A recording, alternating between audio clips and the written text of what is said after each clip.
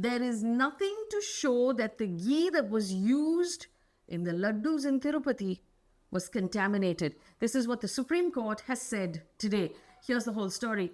The Supreme Court has come down hard and heavily on the Andhra Pradesh Chief Minister Chandrababu Naidu today for making allegations in the public about adulteration used in the ghee used to make Tirupati laddoos without adequate proof.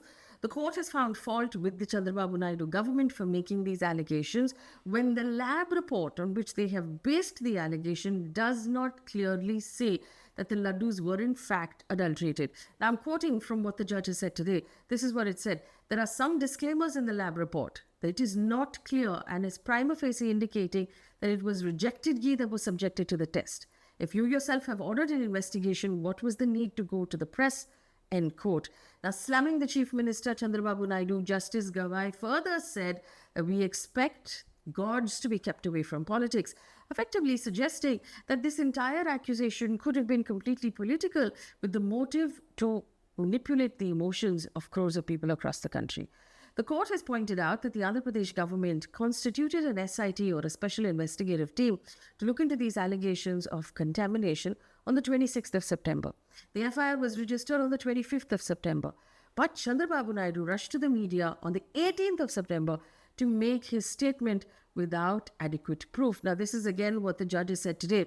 We are prima facie of the view that when an investigation is under process, it is not appropriate on the part of a high constitutional functionary to go to public and make a statement that can affect the sentiment of crores of people.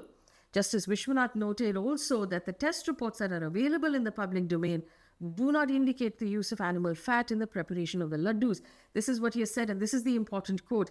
As we stand today, there is nothing to show that the ghee used was contaminated. End quote. Now, Justice Gawai asked whether the samples actually sent for the test were the same ghee that was used from the prasadam, because it's difficult to actually establish that. The court has now asked Solicitor General Tushar Mehta, who represents the central government, to decide if that SIT that has been put together can continue an investigation partially, or if the investigation should be handed to an independent agency. Also remember, Senior Advocate Siddharth Luthra, who is currently appearing for the Tirumala Tirupati Devasthanams, which is the organization that runs the temple, has said that the laddoos were not tasting right and the complaints were actually becoming frequent, which is why they were sent for testing. To which the judge has asked if the laddoos that were actually wrong were the ones that were sent, or were in different laddoos. And Mr. Luthra has said that he will check that point and come back. The bench has decided that it will hear the matter now on the 3rd of October. Now, let me give you a quick recap about this entire case. The Telugu Desam Party chief and Andhra Pradesh Chief Minister Chandrababu Naidu on the 18th of September made a massive statement accusing the previous government by Jagan Mohan Reddy's YSRCP of using animal fat in the preparation of laddoos in Tirupati. He was in fact addressing an NDA legislature party meeting in the state. Now remember, Chandrababu Naidu's party is an ally of the BJP in the state. Now, a couple of things that you should know. Jagan Mohan Reddy is a Christian and he ran the previous government in the state. Naidu's claims were accompanied by the release of a lab report from something called the National Dairy Development Board in Anand in Gujarat the next day. The report, which you can see on your screen right now, went viral on social media. Now, it was presented to show that there was beef tallow and lard and fish oil in the ghee that was used in the temple.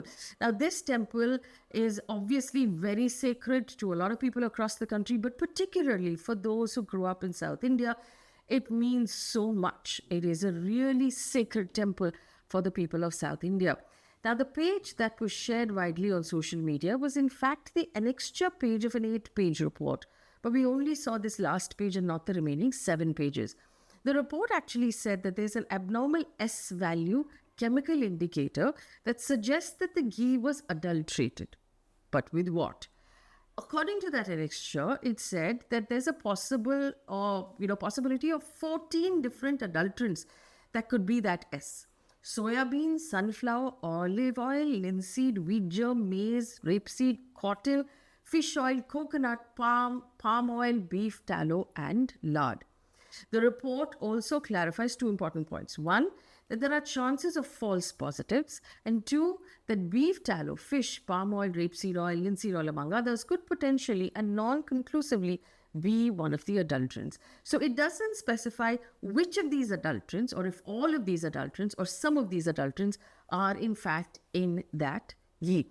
Also, I want to point out that if you look at this page, you can see that it does not list who has asked for the test. It does not list what the sample is. It does not list where that sample has been taken from and how many samples were actually tested. So the real problem here obviously was the possibility of beef, pork, or fish in the laddu. And this was a statement that Chandrababu Naidu made on the 18th of September in public, and the actual investigation started on the 26th of September. Again, beef tallow and lard is actually created by cooking down the two meats and actually collecting the fat that comes out of it. Fish oil is an oil that is largely used in Southeast Asia, especially places like Thailand, when they cook their food. Okay, so what did the central government and the Devasthanam board actually say? The Devasthanam board, which manages the temple, backed Chandrababu Naidu's claims and said the key suppliers of the ghee have now been blacklisted, and AR Dairy is no longer supplying the ghee, and they switched to Karnataka-based Nandini ghee.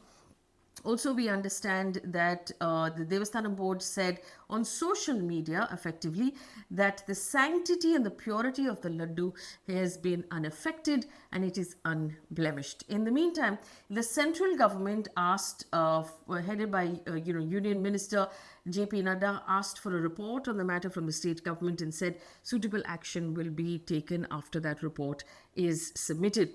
Now, the lawyer representing the Devasthanam board in court submitted that only 2 tankers of ghee were supplied between July 6th and July 12th, and they were sent for analysis. However, the ghee that was supplied between June and July was in fact used for the production of the laddus. They were not sent for analysis. So a lot of questions actually coming up at this point. Jagan Mohan Reddy, who was mainly the former chief minister, was accused for this whole thing, dismissed Chandrababu Naidu's claims as atrocious and moved to the Andhra Pradesh High Court seeking an investigation into the claims made by the ruling party. This is what he said. He said the ghee adulteration allegations are atrocious. They're being used to divert attention from 100 days of Chandrababu Naidu government in Andhra Pradesh. The CM is such a person who can use God for political gains. He has the mentality to use God for politics, he alleged. He also said that all samples are tested and results mentioned in contentious lab results and reports had occurred under the NDA government. Rahul Gandhi from the Congress party also responded when he basically said that if such a thing had happened, the matter should be looked into, because it will hurt the devotees very much. So this is where we are right now. The court will reconvene on the 3rd of October and continue to hear the matter. The investigation is still on. So the SIT will, if the court commands it to or orders it to, will submit its report after that investigation is done. And it's only after that is done that the central government or the state government can decide what happens next. But in the meantime, here we have, the Supreme Court pulling up Chandrababu Naidu for effectively misusing his position and spreading misinformation.